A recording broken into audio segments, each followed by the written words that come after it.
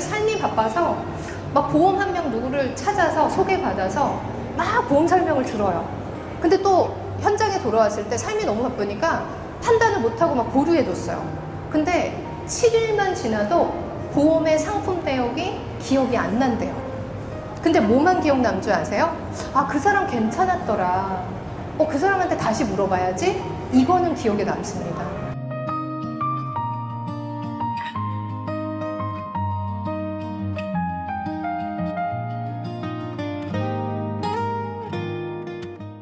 우리가 무의식으로 인간에 대해서 조금 알아볼까요? 여러분,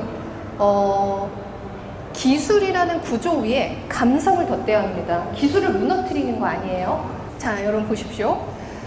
여기 아테네 광장 있죠? 아테네 광장 있죠? 여러분, 우리가 아테네 광장에서 철학적인 이해를 해볼까요? 옛날에는 법이 없었어요. 그래서 광장에 모여서 이렇게 합니다. 저자를 죽여야 된다고 막 얘기를 해요. 막 설파를 하면 모두가 막 동조합니다. 그래서 죽어도 된다고 돌멩이 던지자고 합니다. 그래서 설득을 해놨어요. 왜? 법이 없으니까. 근데 그 사람이 어떤 사람이에요? 기호학자이자 수사학자이자 과학자이자 그 다음에 예술가가 그런 언변을 합니다. 근데 갑자기 노인이 옆에 나와요. 그래서 이 처자를 가리키면서 이렇게 얘기합니다.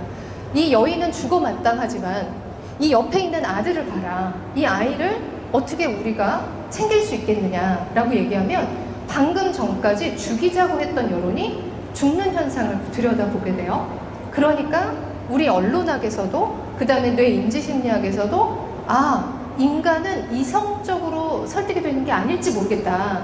논변이 아니고 감성적인 것이 행동 변화를 일으키는구나. 그게 나와서 연구가 됐죠. 그래서 여러분이 아는 감성 스토리텔링이라는 말이 그것 때문에 나온 겁니다, 사실. 그래서 우리가 인간은 이성보다 감성에 의해서 움직이는구나. 이성으로요 이해합니다. 이게 없다는 게 아니에요. 이성으로 이해해요. 근데 감성적이야 행동을 해요. 결정을 해요. 우리 브랜드를 뽑아요. 요거를 이해해 보시면 되는데, 자, 요거를 또 이해해 볼게요. 보세요. 의사결정의 95%는 의식에서 일어날까요? 무의식에서 일어날까요? 앞에 힌트 다 드렸어요. 글자 3칸이에요. 뭘까요?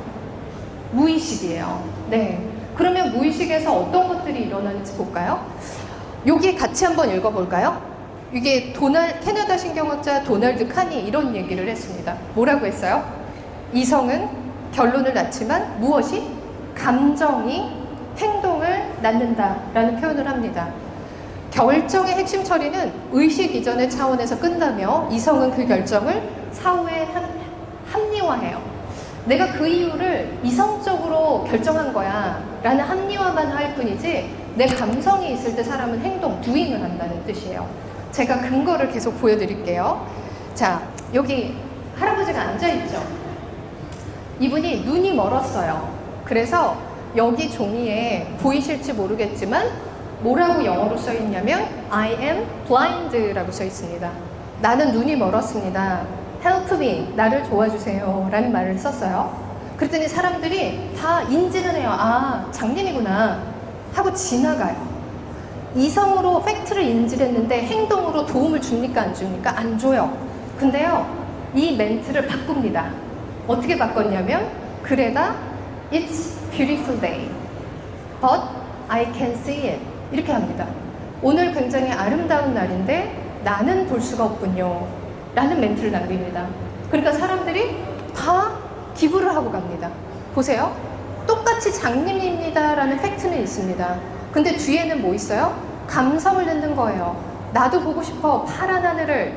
그러면 오감을 자극해서 원래는 It's a beautiful day, I can see it. 오늘은 되게 아름다운 날인데 볼 수 없어요 보다 더 좋은 건 뭐냐면 오감을 자극합니다. 들어보세요. 오늘은 아름다운 날인데 내가 볼 수 없어요랑 오늘 굉장히 하늘이 푸르릅니다. 그치만 저는 느낄 수가 없습니다. 푸르르다를 강조하면 오감이 더 자극돼요. 사실을 얘기하는 게 아니고 사실을 구조화해서 그 위에 영화 속의 장면처럼 제시하십시오. 한번 따라해 볼까요? 사실을 기반으로 시작.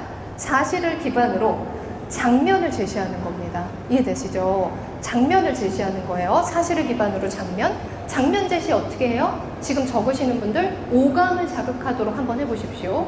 그러면 보세요. 이게 말의 전략인데, 그러면 행동 변화가 장면을 제시할 때, 감정 한 스푼을 할 때 움직일 수 있구나를 느끼시면 보십시오.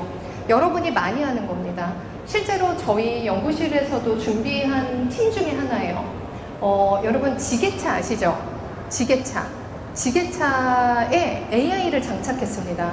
그래서 지게차가 후진을 하면 이렇게 후방이 보이고, 우리 자동차에 그 모니터를 설치한 거랑 똑같거든요.